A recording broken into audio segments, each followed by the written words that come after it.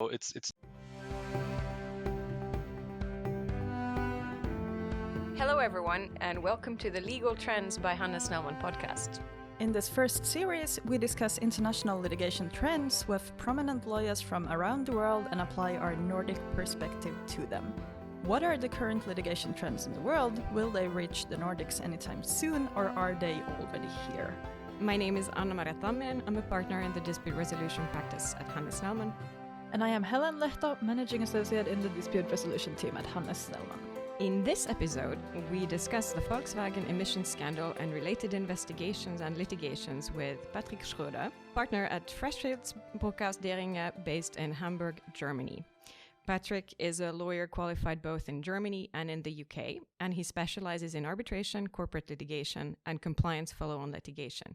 He represents clients in high-stakes disputes in various industries and many parts of the world. Welcome to our podcast, Patrick. Thank you very much, Anna-Maria. And Patrick will be joined today by one of our colleagues, Mr. Anders Bygglin, who is also a partner in the dispute resolution practice at Snellman.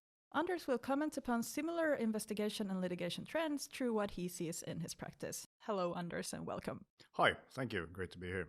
Without further ado, let's dive into today's episode. Oh, thanks, Helen.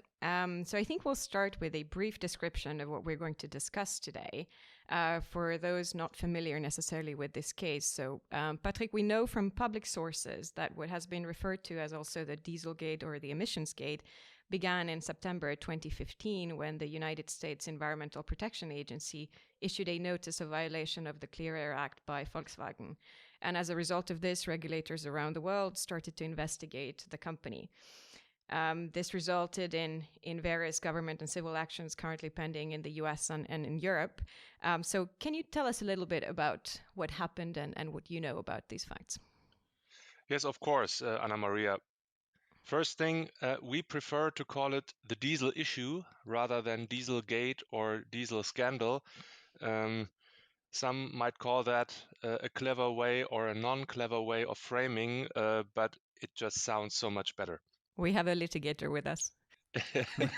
Yeah, the diesel issue relates to the engines of the type EA189, which is a diesel engine manufactured by the Volkswagen Group, and it was used in about 2 million cars in Germany and about 11 million cars worldwide.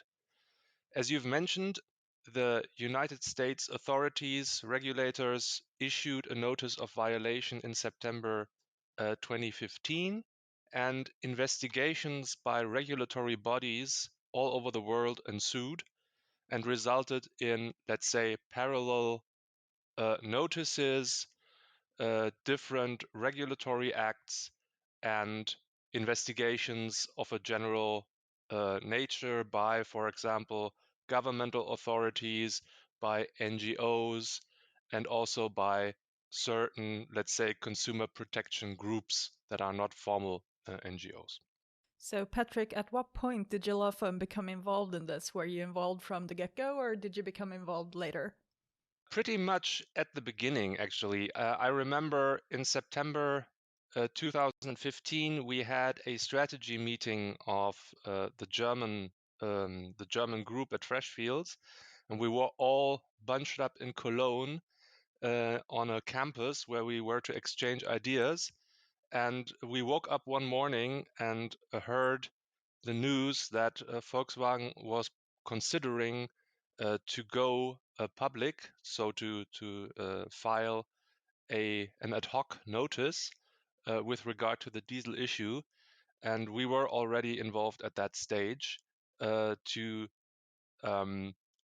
try to mitigate the overall consequences of this issue, and also to find out what had really happened and how does it affect the company, how to handle this crisis. And that's a very important thing that we will reach again later in this talk, I think, when we talk about the lessons learned. I think that was a clever move to involve a law firm who could coordinate all the different aspects at the very beginning. So not only a specialist who can deal with the ad hoc notice, but also with all the steps that you can expect at this early stage that would ensue. So obviously this was a multi-jurisdictional investigations. Could you explain a bit about how Freshfields coordinated the work within the firm? Yes, I can. So first, I think the matter is a bit peculiar because the root cause of this issue is in Germany. That's where the engineers, the technicians, the developers were, and that's where the software that was at the heart of this issue was developed. So the investigation, strictly speaking, was not multi-jurisdictional, but of course the case is multi-jurisdictional because it affects so many different jurisdictions, 50 plus, I think it is, and the matter is huge. I mean, Freshfields has from more or less from day one coordinated the defense in all aspects, regulatory, anti-competition, civil, of Volkswagen, the Volkswagen Group in that matter, except for the USA and Canada. They had different counsel there. And as I said, 50 plus jurisdictions, not from day one, but potentially affected and actually affected.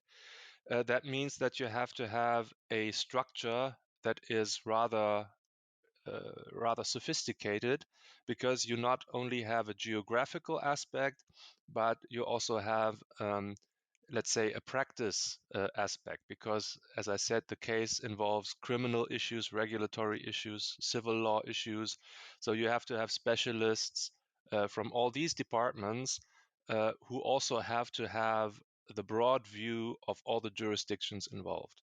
And that is a challenge. So this is the first matter that I have been party to at Freshfields, where we have an international steering group to deal with all the developments in all jurisdictions, and where we need to, to capture this in one small group who needs to be aware basically of everything, not in detail, of course, but aware of all the major developments so that you don't miss anything.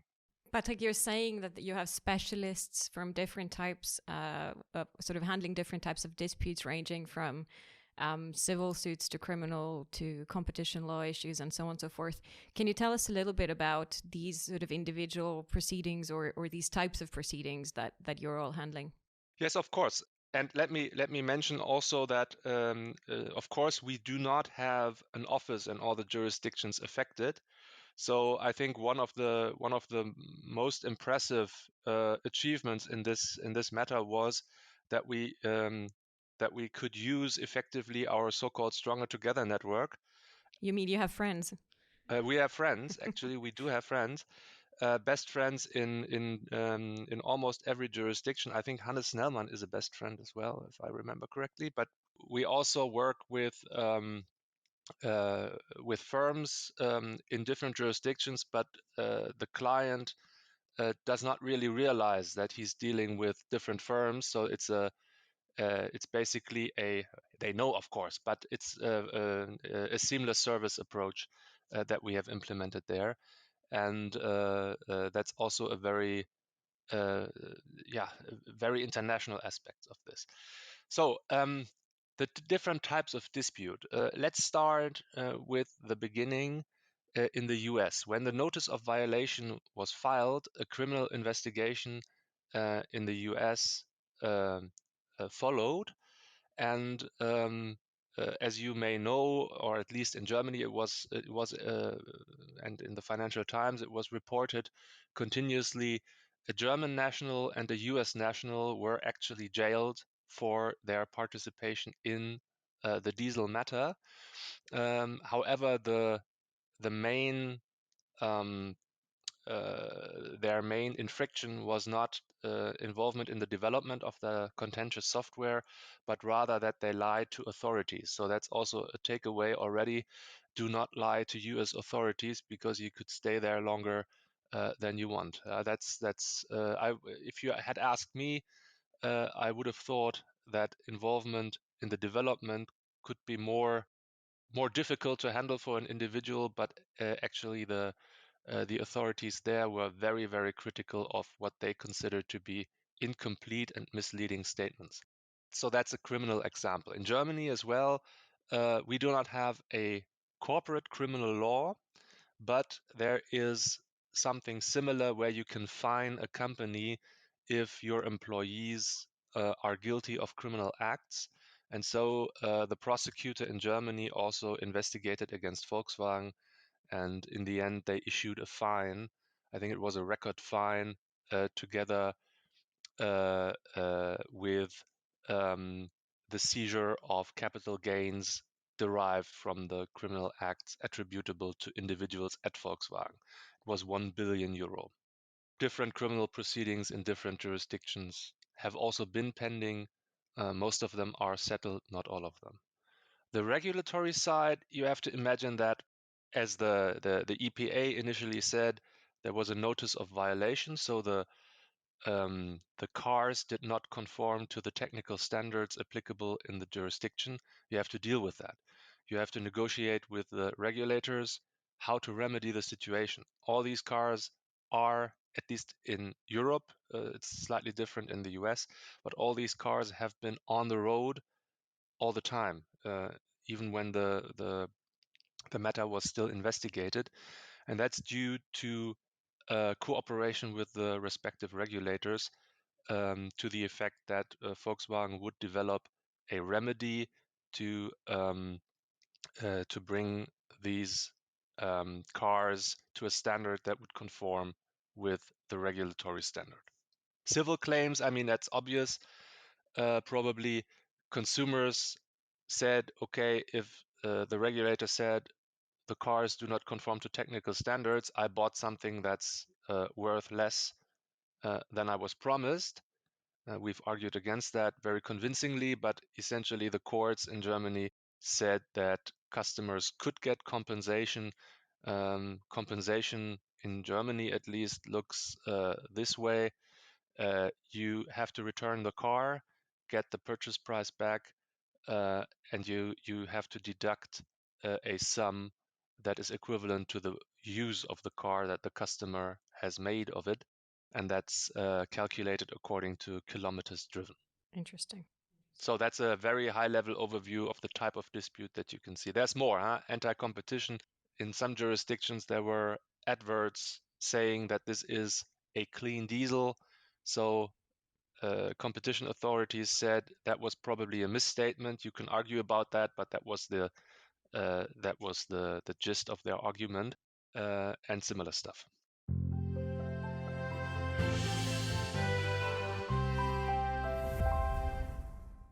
So, Anders, how does this reflect on your experience in the Nordics with sort of similar large investigations and parallel litigations? I mean, the scale is somewhat different here than it is with what Patrick just told us. Yeah, well, just about to say that, I think the first thing you have to realize is that this Volkswagen case is all in all, it's very much different. It's in the sense that it's so huge, and its implications are so global and big that looking at whatever globally what's been going on for any time back, it's really exceptional in that sense. However, I think the one key takeaway, and I'm happy to hear Patrick about these issues, is that I think many of the things you must have been facing are exactly the same ones, in principle, the themes which you are facing in any kind of investigation. That is to say, first of all, it comes as a surprise. You don't know what is going on. You have to get sort of a grip on the situation very quickly, find out what has happened, but you can't be finding out again too much and starting to create this sort of incriminating material, which will give rise to all kinds of trouble for you later on. Then there's all kinds. How should you handle communication? What can you say publicly? And what should you not say in order to protect yourself? And all those kinds of issues, and it was very interesting to hear about and these processes you had in place, because I feel in any investigation they are crucial and important, because obviously you need to coordinate, you need to make sure that all decisions are made hand in hand and they work. But on the other hand, you cannot create processes which then again make it impossible for you to act timely, wherever you need to do. And it's still, it's easy for anyone to say if I have a dispute where I need to argue A in this country, that I need to coordinate it with whatever is being said in all the other countries. Anyone can realize that. But then going from there to actually coordinating, making the decisions of, what can you do and how, and what should you not do, and, not get bogged down in that kind of an endless situation, but also getting things moving in a timely way. I guess that's where a lot of challenges arise, and I can only imagine what it must have been like with the really huge cases like the Volkswagen one. I think Anders is, of course, completely right. This is just a standard case if you want, but it's a bit more complicated than the average case. So it's not unusual in the sense that if you boil it down, there is a compliance issue. There are consequences from different perspectives, as I said, regulatory, criminal, civil, and you have to deal with that. So it boils down to a very simple fact and gets complicated only through external factors. But in the essence, that's what it is. Anders, you are of course also right. I think the coordination can be very difficult to spot, or the need to harmonize approaches can be very difficult to spot, especially between jurisdictions. I think the first major disconnect is between regulatory issues and what we call the civil follow-on claims. That's the major conflict of interest that arises first, because from if you're dealing with the authorities, the reflex is always, we have to admit, we have to say we're sorry, we will do everything we can to make this go away, no problem, don't hurt us, basically. But if you do that, you're stuck with that kind of statement. We are sorry means an admission of guilt or of responsibility, and that can bite you in the civil follow-on cases, because you have basically accepted wrongdoing, and that can have consequences vis-a-vis your customers, and you can win the battle on the regulatory and criminal field, but you'll lose it maybe 2-3 years down the road on the civil side. And the follow-on claims can be as dangerous for the survival of a company as the civil claims are. I'm not talking about Volkswagen now, but that's an observation I think that many have made. The first instinct is always to protect the companies against, for example, blacklisting, against restrictions for public tenders, stuff like that.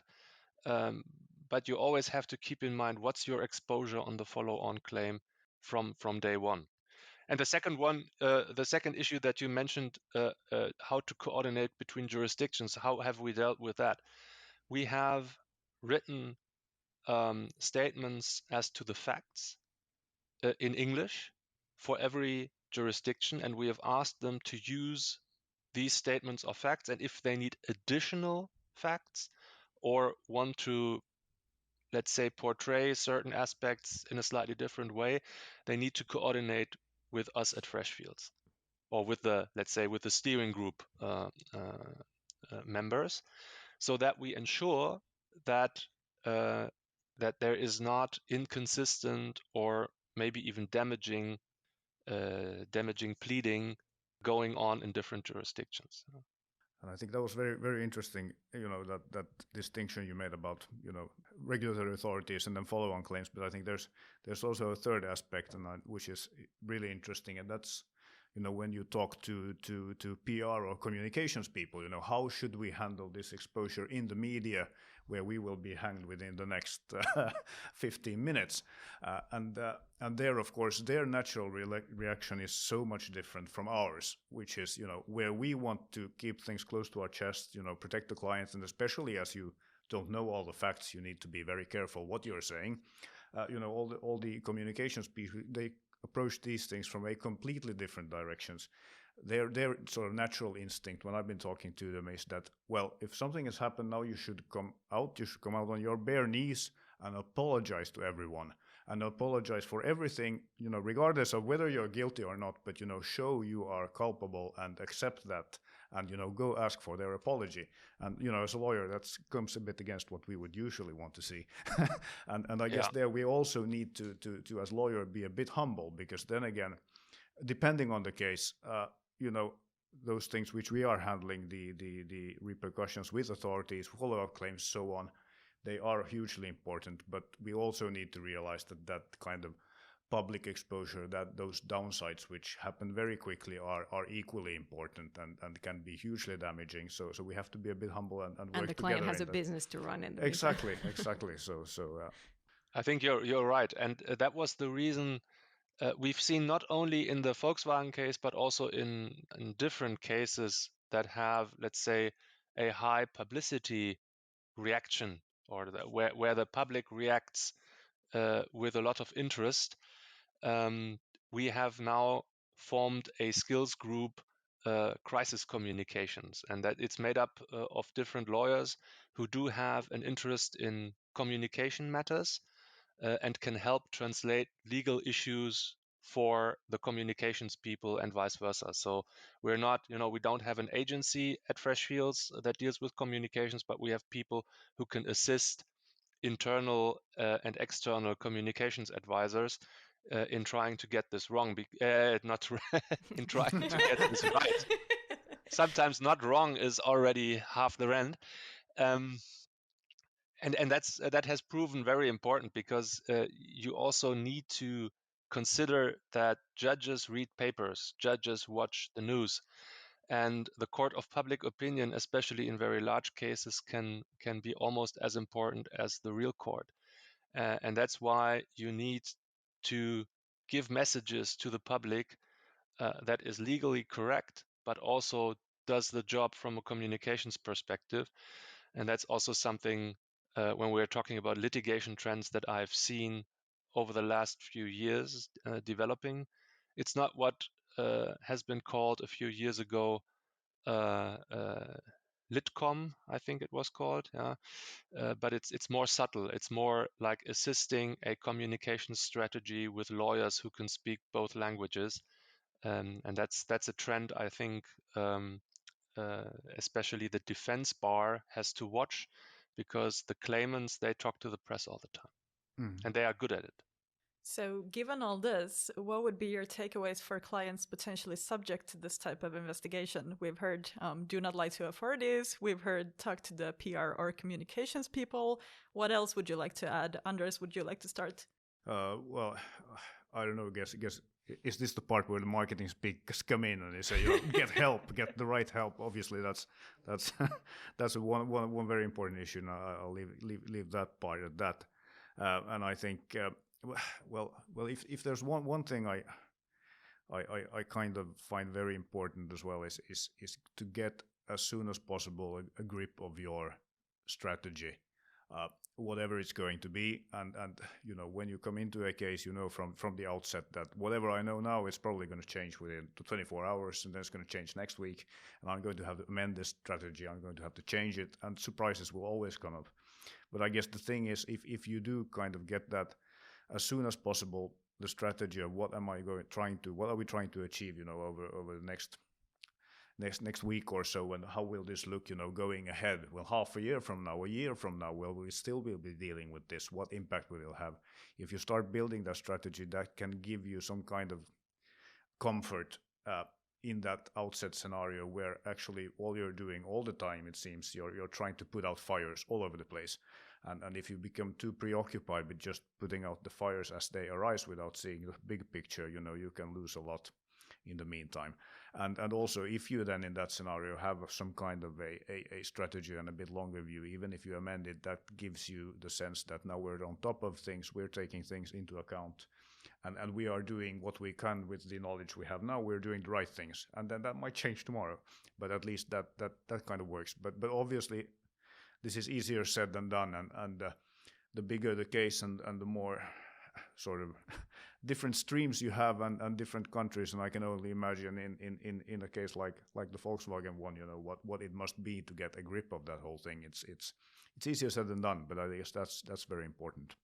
You've said we probably have to amend the strategy, and that's the important thing. You have to have a strategy first in order to be able to amend it. And it's always good to think about it. What should it be now? And how should it change? But you need a reference point, and that's the strategy, the best strategy you can come up with as early as possible. I completely agree with that. I think that the important thing is to realize from the client's perspective how big this thing will be and where will it take place. And that should then, you should bring in the advisor that can cover all the aspects from a legal perspective, from a geographical perspective, and maybe even from a communications perspective. You need to bring in these advisors on board as early as possible. And I would also say you need to get a grip on the facts. You need to, as early as possible, you need to send in an investigations team that will help you establish what the facts are. Because if you're still unsure, yeah, it goes back to how big is this? What could the consequences be? What are my defenses? It all depends on the facts, and not what you want the facts to be, but what the facts are. And the third advice that I would give with hindsight is always document decisions that you are making, because, and Anders, that goes back to what you've said, a decision that you're taking right now may be the right one, but it may look wrong 2 months, 2 years, 20 years down the road.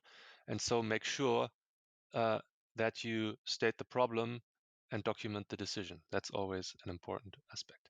Can I ask Patrick a question here? How have you been sort of in your experience dealing with these situations? Because I completely agree with you on that. That's for sure. But then we know also the other aspect of things, which is when things are looking bad, you don't want that memo where it says, things are looking horrible, we probably are guilty, and this will give rise to all kinds of legitimate follow-up claims.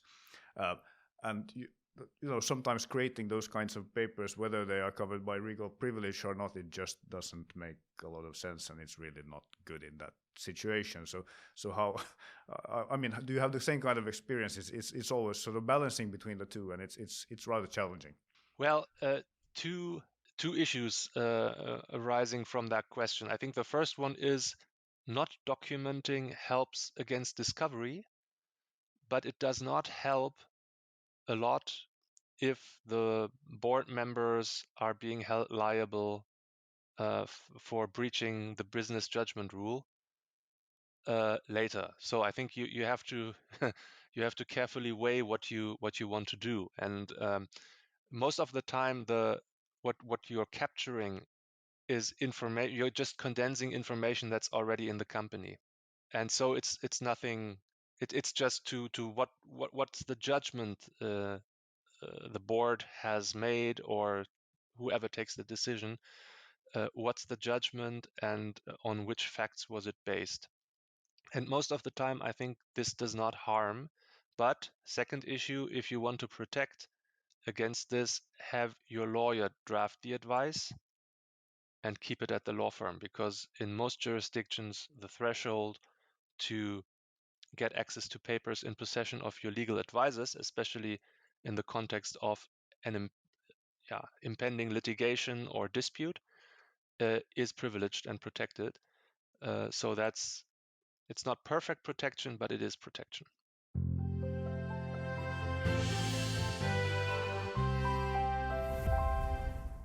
So we've now talked about the sort of the overall strategy and sort of what do you do early on, and how your strategy sort of evolves.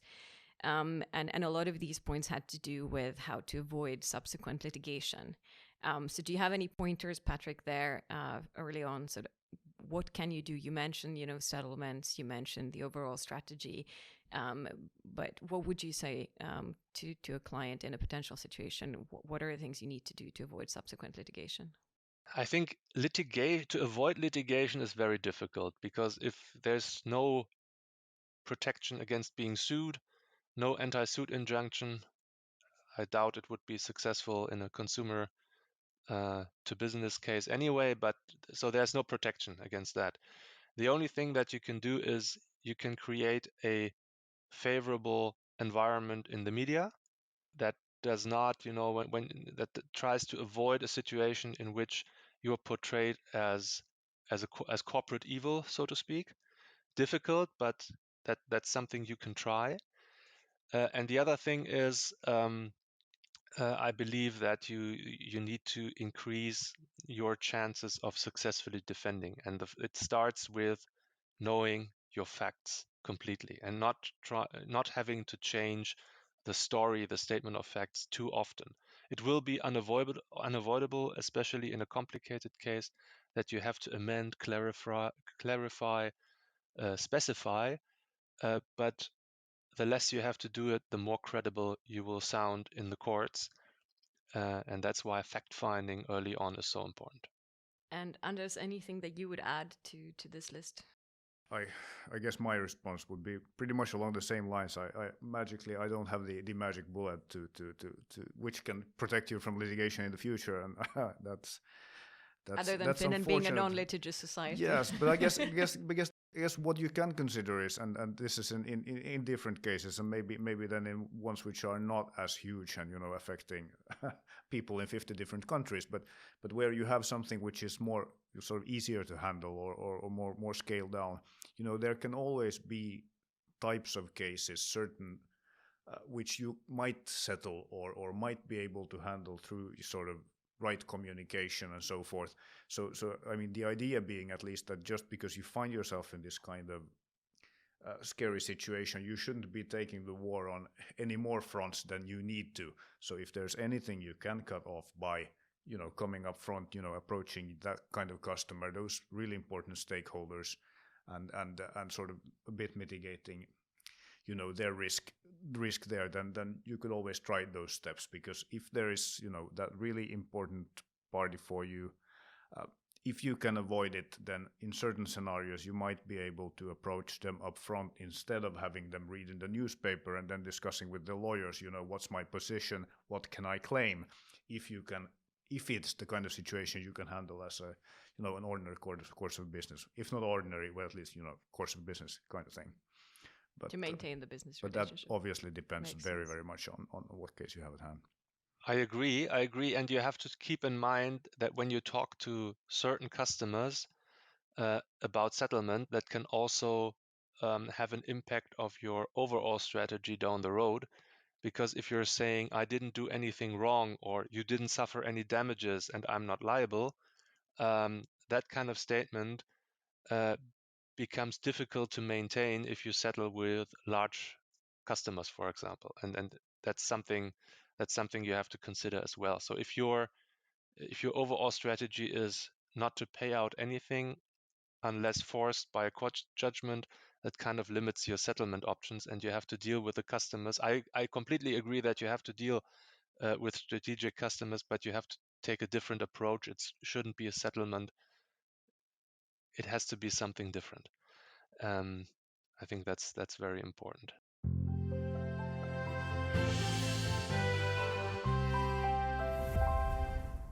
So we are nearing the end of the podcast and would like to wrap up by asking a few more lighthearted questions. We'll be posing the same questions to all of our guests in the litigation series. And I think the first one we've already touched upon, but I'm going to ask it anyway and see if you have anything to add. What is the most interesting litigation development which you have either seen in the last few years or where you anticipate that there will be a prominent litigation in the future? I think the trend that will change the landscape in litigation is probably the mass claim trend, and the legislation triggered by EU projects of law that will be passed by all the EU member states. We will not have a uniform class action in Europe, but we will have different mechanisms of how to bring and deal with mass claims. And I think that will keep us talking about mass claims and how to settle them, how to deal with them, resolve them for the next 10 to 20 years, I guess. What about Anders?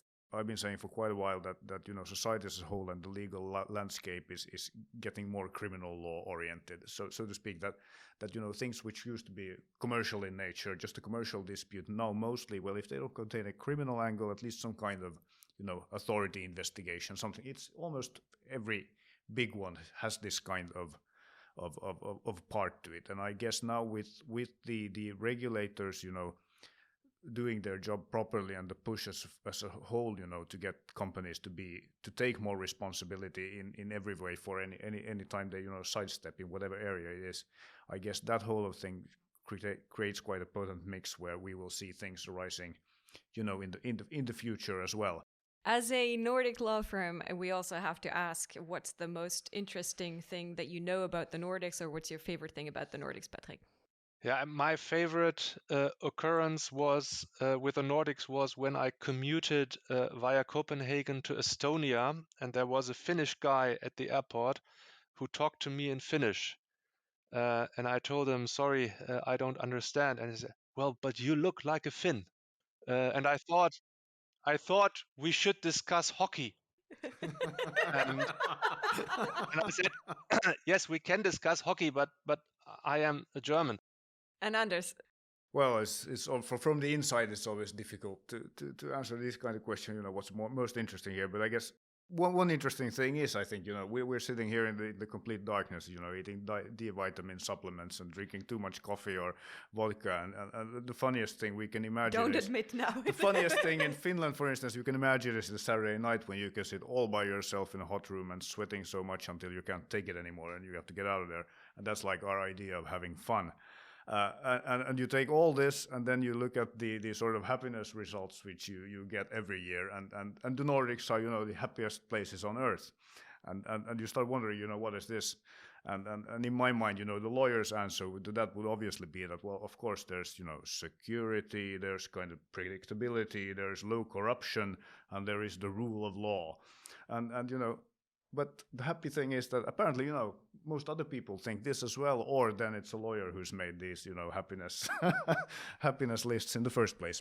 So lastly, we would like to ask you what your funniest moment in a hearing or a courtroom has been. Patrick, would you like to start? Yeah, most moments in a courtroom are not funny in the strict sense. So the only thing vaguely funny that I can report is that I was once in a hearing where the lawyer excused himself and said he had to leave the room for a moment.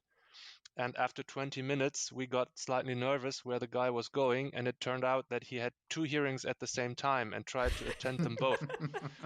Didn't go down too well with the judge, who asked a bailiff to bring the attorney back to the first hearing. It wasn't a good day for him. Don't do double billing. So I believe Anders may also have a story related to multitasking, or am I wrong? I guess you're wrong. Yeah, I think what came into my mind was well, that's one of those things. It wasn't funny at the time. It wasn't at all funny at the time. But now 10 years later, you can laugh at it maybe. But it was just really, it's kind of very big, interesting dispute. We would be writing, hundreds of pages of submissions, expert witnesses, and so forth, and then went, to the preparatory hearing at the district court, and the opposite counsel was a very, very pleasant, learned colleague who was, and we had a good discussion. We performed at our best, and I think we both presented our clients' cases, really well. And the judge was just trying to get a grip of, all these precedent-setting questions and so forth. And after a while, the judge said, this is all very good. I understand very well what you're saying, but I'm having a problem with the big thing here is all these abbreviations. And there was this sort of long silence, and then, a colleague and I asked, abbreviations, obviously, if there's anything we can explain, let us know. What kind of abbreviations, for instance? And then after just 2 hours of the preparatory hearing, the judge says, well, the thing is, it appears the main thing in dispute here are these MEURs, tens and hundreds of these MEURs, what are they? And there was this long silence, and my colleague and I just looked at each other and then said, Judge, those are, millions of euros. and that just comes to that is just to explain, how it sometimes is. You can perform, objectively speaking, at your best and saying all the right things, but if the person you're speaking to doesn't understand, what you're talking about at the outset, it might all go wrong. So we started over again, and as said, I can laugh at it now, but it wasn't funny at the time. But he got the point. I mean, at the end of the day, most cases are about millions of euros. Yes, exactly. Thank you very much, Patrick and Anders, for spending your time with us today. Thank you very much. It's been a pleasure. Thank you. It's a pleasure being here. Yes, thank you so much. We hope you have enjoyed this episode. We will be back soon with more. In the meantime, we would love to hear from you. If you enjoyed this episode or wish to continue the discussion online, please follow our LinkedIn profile or other Snellman social media channels.